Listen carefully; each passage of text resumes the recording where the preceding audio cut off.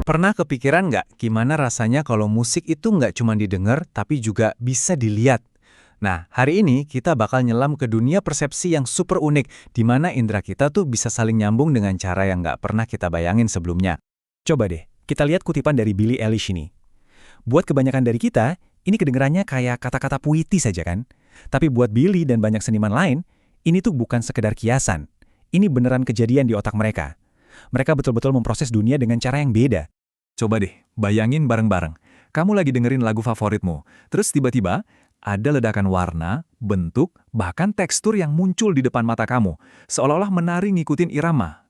Kira-kira dunia bakal jadi lebih seru atau malah bikin pusing ya?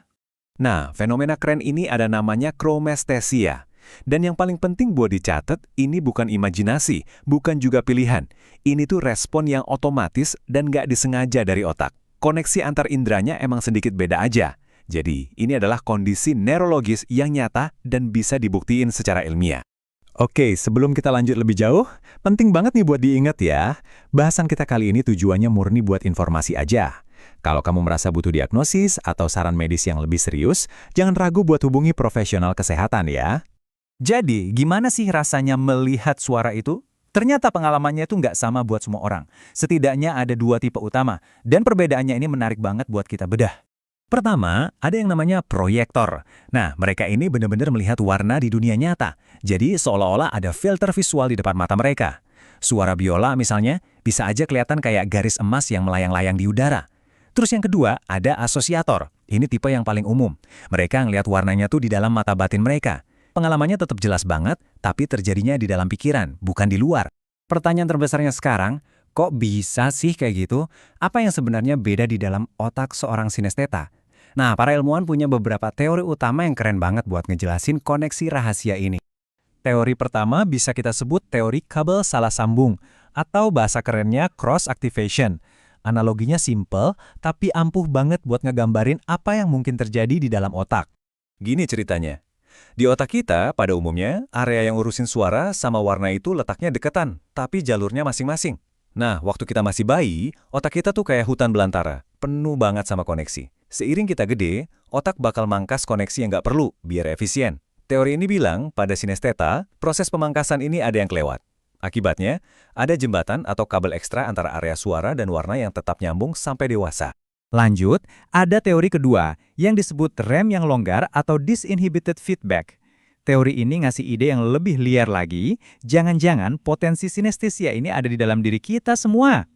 Jadi menurut teori ini, sebenarnya otak kita semua itu punya jalur tersembunyi yang ngehubungin semua indera. Tapi di otak kebanyakan orang, ada semacam rem biologis yang nahan jalur-jalur ini, biar nggak aktif barengan. Nah, pada sinesteta, rem ini ceritanya agak longgar. Hasilnya, sinyal dari suara bisa bocor dan nggak sengaja ikut nyalain area penglihatan. Keren ya? Jadi potensinya mungkin ada di kita semua. Oke, cukup dulu soal ilmu otaknya. Sekarang kita pindah ke dunia nyata. Jauh dari sekedar keanehan neurologis, buat banyak musisi, chromesthesia ini beneran jadi semacam kekuatan super yang jadi bagian penting dari proses kreatif mereka. Ambil contoh Lorde. Waktu dia bikin albumnya yang fenomenal, Melodrama, sinestesianya itu jadi kayak kompas kreatifnya. Dia nggak cuma dengerin harmoni, tapi juga ngelihat warnanya. Kalau warna dari suatu chord kelihatan keruh atau butek, dia tahu ada yang salah sama musiknya, dan dia bakal kerus otak-atik sampai warnanya terasa pas dan cerah. Hal yang kurang lebih sama juga dialami Pharrell Williams. Buat dia, warna itu jadi alat buat ngecek musiknya. Dia tahu lagunya ada di kunci nada yang pas kalau warnanya cocok sama emosi yang mau dia sampaikan. Misalnya nih, lagu Happy yang super terkenal itu. Buat dia, warnanya tuh kuning terang sama orange. Pas banget kan? Dan fenomena ini juga ada di generasi musisi yang lebih baru. Olivia Rodrigo yang ngaku punya baby synesthesia secara konsisten ngehubungin album debutnya, Sour, dengan warna ungu. Ini bukan cuma pilihan buat branding atau cover album loh. Warna ungu itu benar-benar cerminan langsung dari gimana dia merasakan musik-musik di album itu.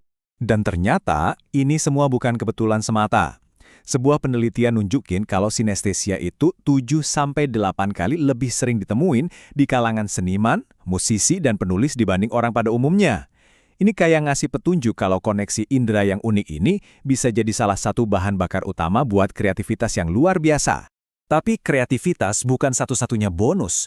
Para sinesteta juga sering banget punya ingatan yang super kuat. Coba bayangin aja, waktu mereka dengar sebuah nama, otak mereka nggak cuma nyimpan suaranya, tapi juga warnanya. Informasinya jadi disimpan lewat 2 jalur sekaligus. Ini bikin jejak memorinya jauh lebih kuat dan lebih gampang buat diingat lagi. Jadi, udah jelas banget ya kalau sinestesia ini fenomena nyata yang dampaknya dalam banget, baik dari sisi kreatif maupun kemampuan otak. Tapi, seperti banyak hal di dunia ini, selalu ada 2 sisi mata uang. Punya indera yang nyambung terus-terusan itu bisa capek banget loh. Bayangin aja lagi ada di tempat yang super berisik. Setiap suara ndak cuma bikin kuping sakit, tapi juga bikin mata penuh sama ledakan warna. Ini bisa bikin sensory overload, atau kelebihan beban sensorik, yang akhirnya bikin mereka capek banget dan butuh tempat yang sepi buat istirahat. Nah, ini ngebawa kita ke satu pertanyaan terakhir yang bikin mikir. Kita tahu kalau otak kita itu plastis banget dan bisa dilatih.